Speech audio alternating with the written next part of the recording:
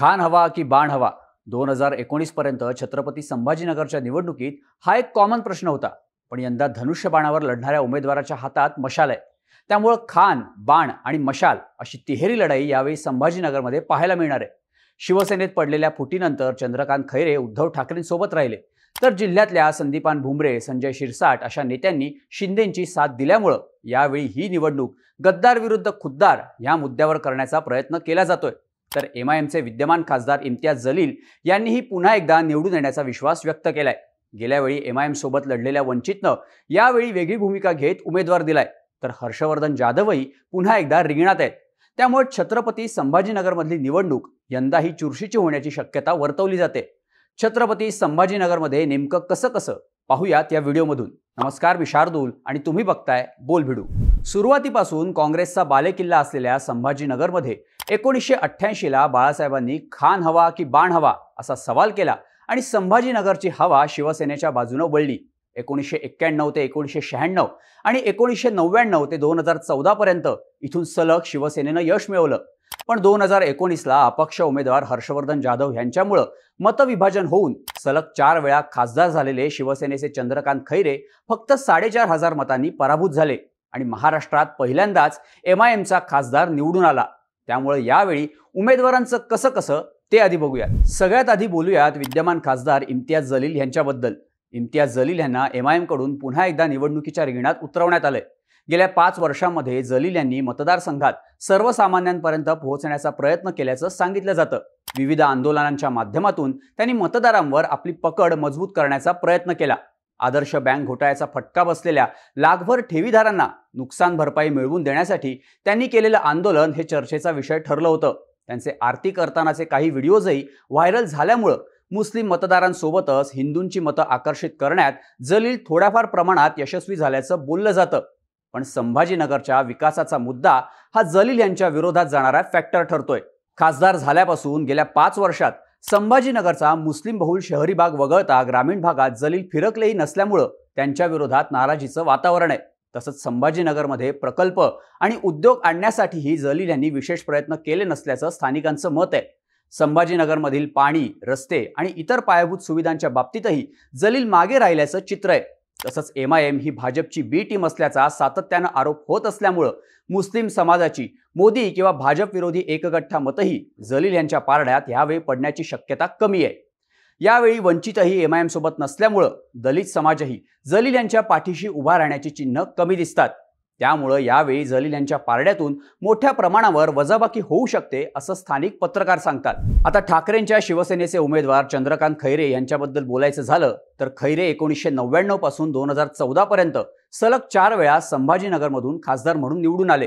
पण 2019ला मराठा आरक्षणाचा मुद्दा तापवत अपक्ष उमेदवार हर्षवर्धन जाधव यांनी 3.25 लाखांच्या वर मतं घेतल्यामुळं झालेल्या मतविभाजनाचा फटका खैरेंना बसला. फक्त 4,500 मतांनी इम्तियाज जलील यांनी त्यांचा पराभव केला. पण यावेळची समीकरणं संपूर्णपणे वेगळी आहेत.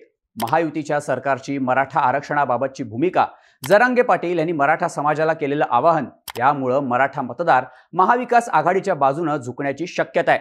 त्यामुळे गेल्यावेळी ज्या मराठा समाजानं हर्षवर्धन जाधव यांना मतदान केलं होतं तेच मतदान यावेळी खैरे यांच्या पारड्यात पडण्याची शक्यता आहे. तसंच संभाजीनगरमधले आमदार जरी शिंदेंसोबत गेले असले तरी इथले कार्यकर्ते आजही ठाकरेंच्या सोबत असल्याचं पाहायला मिळतं. संघटनात्मक पातळीवर ठाकरेंची शिवसेना मजबूत असल्याचं सांगितलं जातं. शिवाय खैरेंचा असलेला जनसंपर्क आणि प्रचार यंत्रणा राबवण्याचा असलेला अनुभव ही त्यांच्यासाठी जमेची बाजू आहे. 2019ला शिवसेनेच्या पदाधिकाऱ्यांची नाराजी असतानाही खैरेंनी केवळ आपल्या जनसंपर्काच्या जोरावर 3,84,000 मतं घेतल्याचं सांगितलं जातं. त्यामुळे इथे खैरेंची हक्काची अशी वोट बँक आहे. ओबीसी समाजातून येत असल्यामुळं ओबीसी समाजही खैरेंना चांगला पाठिंबा देण्याचं सांगितलं जातं. विधान परिषदेचे विरोधी पक्षनेते अंबादास दानवेही इथे खैरेंच्या प्रचारासाठी जोर लावून मैदानात उतरलेत. पण खैरेंसमोर असलेली आव्हानं म्हणजे त्यांच्याकडे विकासाचं विजन नाही असा आरोप त्यांच्यावर सातत्यानं करण्यात येतो. गेल्या 5 वर्षातही त्यांनी त्या दृष्टीनं मतदारसंघात कोणतीही पावलं उचलली नसल्याचं कळतं. विकासाची कामं करण्यापेक्षा देवधर्म करण्यातच त्यांना जास्त रस असल्याची तक्रार संभाजीनगरच्या जनतेची आहे. त्यामुळे विकासाच्या मुद्द्यावरून खैरे बॅकफूटला जाऊ शकतात.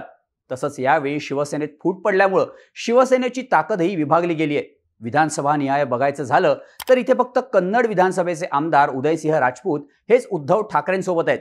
ज्या धनुष्यबाण या चिन्हावर 4 वेळा खासदार झाले ते चिन्ह सोडून यावेळी मशाल हे नवे चिन्ह पोचवण्यात ठाकरेंची शिवसेना किती यशस्वी झाली आहे यावर पुढची समीकरणं अवलंबून असणार आहेत. त्यामुळे खैरे यावेळी बेरजेचं गणित करण्यात किती यशस्वी ठरणार हे पाहणं महत्त्वाचं असणार आहे. दुसरीकडे शिंदेंच्या शिवसेनेचे उमेदवार संदीपान भुमरे यांच्या पथ्यावर पडणारी गोष्ट म्हणजे मराठा चेहरा. जरी मराठा समाजाची महायुतीच्या सरकारवर नाराजी असली तरी संभाजीनगरमध्ये जातीच्या मुद्द्यावरून मतदान होत असल्याचा इतिहास राहिलाय. आता भुमरे मराठा समाजातून तर चंद्रकांत खैरे ओबीसी समाजातून येतात. मराठा आंदोलनाच्या काळात सरकार आणि जरांगे पाटील यांच्यात समन्वय साधण्याचं काम भुमरे यांनीच केलं होतं. त्यामुळे जरांगे पाटील आणि संदीपान भुमरे यांचे संबंधही चांगले असल्याचं सांगितलं जातं. त्यामुळे जातीच्या आधारावर मतदान झालं तर मराठा मतं थोड्याफार प्रमाणात भुमरेंच्या बाजूला झुकू शकतात. तसंच छत्रपती संभाजीनगर जिल्ह्याचे पालकमंत्री म्हणून त्यांनी गेल्या 2.5 वर्षात मतदारसंघात चांगला समन्वय साधलाय. विधानसभा निहाय बोलायचं झालं तर 6 पैकी 5ही विधानसभा मतदारसंघात शिंदेंच्या शिवसेनेचे 3 तर भाजपचे 2 आमदार आहेत. त्यामुळे मतदारसंघात महायुतीचं पारडं जड असल्यामुळं त्याचा फायदा भुमरेंना होऊ शकतो. तसंच धनुष्यबाण हे वर्षानुवर्ष लोकांच्या ओळखीचं चिन्ह असल्यामुळं ती सुद्धा भुमरेंच्या पथ्यावर पडणारी गोष्ट आहे. आता भुमरेंच्या विरोधात जाणारा फॅक्टर म्हणजे ते ज्या पैठण मतदारसंघाचे आमदार आहेत त्या पैठण विधानसभा मतदारसंघाचा समावेश जालना लोकसभा मतदारसंघात होतो. त्यामुळे आपल्या हक्काचा मतदारसंघ नसल्यामुळं भुमरेंना इथून शून्यापासून सुरुवात करावी लागणार आहे. त्यातच उमेदवारी अर्ज दाखल करण्याची शेवटची तारीख जवळ आली असताना 2 दिवस आधी भुमरेंची उमेदवारी जाहीर झाली. त्यामुळे उशिरा उमेदवारी जाहीर झाल्यामुळं भुमरेंना प्रचारासाठी खूपच कमी वेळ मिळाला. त्यातही या जागेसाठी भाजपनं शेवटपर्यंत प्रयत्न केले. भाजपचे भागवत कराड इथून लढण्यासाठी गेल्या 3 वर्षांपासून तयारी करत होते. भाजपचं केडरही त्या दृष्टीनं इथं काम करत होतं. पण ही जागा शेवटी शिंदेंच्या शिवसेनेला मिळाल्यामुळं भाजपची ग्राउंड लेवलची फळी भुमरेंना किती मदत करणार याबाबत शंका उपस्थित केली जाते. भाजपचे आमदार अतुल सावे आणि प्रशांत बंब हे प्रचारात दिसत असले तरी भुमरेंना निवडून आणण्यासाठी अपेक्षित ताकद लावताना ते दिसत नाहीत असं सांगितलं जातं. त्यामुळे भुमरे यांच्या समोर ही मोठी आव्हानं असल्याचं स्थानिक पत्रकार सांगतात. आता गेल्या काही दिवसात संभाजीनगरमध्ये प्रचार कसा झाला आणि प्रचारातले मुद्दे काय त्यावर एकदा प्रकाश टाकूयात. पहिल्याच यादीत नाव जाहीर झाल्यामुळे चंद्रकांत खैरेंनी प्रचारात चांगलीच आघाडी घेतली आहे. मुख्य म्हणजे दरवेळी हिंदुत्ववादी भूमिका मांडणाऱ्या खैरेंनी यावेळी मुस्लिम समाजाला साथ घालण्याचा प्रयत्न केलाय. उद्धव ठाकरेंनाही या निवडणुकीत मुस्लिम समाजाचा पाठिंबा मिळताना दिसतोय. संभाजीनगरमध्ये 18 ते 20% मुस्लिम समाज आहे. त्यामुळे ही मतं निर्णायक ठरतात. मोदींना सत्तेपासून लांब ठेवण्यासाठी यावेळी मतदान करा असं आवाहन मुस्लिम समाजाकडून करण्यात येत असल्याचं सांगितलं जातं. आता MIM ही भाजपची बी टीम असल्याचा मेसेज मुस्लिम समाजापर्यंत पोहोचल्यामुळं गेल्या वेळी जलील यांना पडलेली एकगठ्ठा मुस्लिम मतं आपल्या बाजूनं वळवण्याचा प्रयत्न खैरे करताना दिसत आहेत. खैरेंनी ईदच्या दिवशी ईदगाहला भेट देऊन मुस्लिम समाजाला शुभेच्छा दिल्या. तसंच ही आपली शेवटची निवडणूक आहे असा भावनिक प्रचारही खैरे यांच्याकडून करण्यात येत असल्यामुळं उद्धव ठाकरे आणि खैरेंच्या बाजूनं सहानुभूतीचं वातावरण तयार होताना दिसतंय. भुमरे यांचा दारू विक्रीचा व्यवसायही प्रचाराचा मूळ मुद्दा करण्यात आला असून मंदिरवाला हवा की दारूवाला हवा असा सवाल ठाकरेंच्या शिवसेनेकडून विचारला जातोय. त्यामुळे एकंदरीतच खैरेंकडून जोरदार प्रचार सुरू असल्याचं पाहायला मिळतं. दुसरीकडे शिंदेंच्या शिवसेनेकडून खैरेंना टार्गेट करण्यात येतंय. नमाजाचं महत्त्व सांगणारा खैरेंचा एक व्हिडिओ व्हायरल करत हिंदुत्वाच्या मुद्द्यावर ठाकरेंच्या शिवसेनेवर प्रश्नचिन्ह उभं करण्याचा प्रयत्न शिंदेंच्या शिवसेनेकडून होताना दिसतोय. तसंच खैरे यांनी संभाजीनगरच्या विकासासाठी इथल्या पाण्याचा प्रश्न सोडवण्यासाठी काय केलं असा सवालही केला जातोय. त्यामुळे दोन्ही बाजूनं घासून प्रचार होत असल्याचं पाहायला मिळतं. आता संभाजीनगरसाठी शेवटच्या टप्प्यात आदित्य ठाकरे आणि उद्धव ठाकरे यांच्या सभा नियोजित आहेत. एकनाथ शिंदेंचीही भुमरेंच्या प्रचारासाठी संभाजीनगरमध्ये सभा झाली. ठाकरे आणि शिंदेंच्या सभांचं ठिकाणही प्रचाराचा मुद्दा होण्याची शक्यता आहे. ज्या मराठवाडा सांस्कृतिक भवनाच्या ऐतिहासिक मैदानावरून बाळासाहेबांनी खान हवा की बाण हवा असा सवाल केला होता त्याच मैदानावर उद्धव ठाकरेंची सभा होते. हे मैदान शिवसेनेचा बालेकिल्ला आहे. शिवसेनेच्या या मैदानावरच्या प्रत्येक सभा गाजल्यात. पण एकनाथ शिंदेंची सभा मात्र या मैदानावर न होता बजाजनगर इथे झाली. त्यामुळे या मुद्द्यावरून ठाकरे गटाकडून शिंदेंना टार्गेट केलं जाऊ शकतं. त्यातच भुमरेंना मत म्हणजेच मोदींना मत हा प्रचार होत असल्यामुळं अँटी मोदी मतं खैरे किंवा जलील यांच्या पारड्यात पडण्याची शक्यता आहे. दुसरीकडे जलील यांच्या प्रचारासाठी असदुद्दीन ओवैसी यांनी संभाजीनगर शहरात 3 सभा घेतल्या. गेल्या वेळी ओवेसी बंधूंच्या जहाल सभांमुळेच इथलं वातावरण फिरलं होतं आणि एक गठ्ठा मुस्लिम मतं जलील यांच्या पारड्यात पडली होती.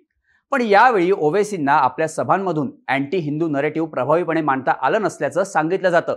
त्यांच्या या सभांनाही गेल्या वेळेप्रमाणे गर्दी झाली नाही. ओवेसींनी या सभांमधून खैरे आणि भुमरेंना लक्ष केलं असलं तरी बाबरी मशीद जिंदाबादचा नारा त्यांनी यावेळी दिला. त्यामुळे हिंदूंमध्ये याबाबत नाराजीचं वातावरण असल्याची माहिती मिळते. आता हर्षवर्धन जाधव आणि वंचितचे अफसर खान मैदानात असले तरी त्यांची मजल 20,000पर्यंत मर्यादित राहण्याचं स्थानिक पत्रकार सांगतात. पण जलील यांच्यामुळे मुस्लिम मतांचं होणाऱ्या विभाजनाचा फटका खैरेंना बसणार की खैरे ही मतं आपल्या बाजूने वळवण्यात यशस्वी होणार हे पाहणं महत्त्वाचं असणार आहे.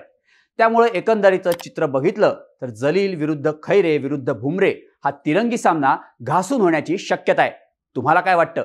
संभाजीनगरमध्ये कसं तुमची मतं आम्हाला कमेंट करून नक्की कळवा आणि अशाच माहितीपूर्ण व्हिडिओजसाठी बोलबिडूच्या YouTube चॅनलला सबस्क्राईब करायला विसरू नका.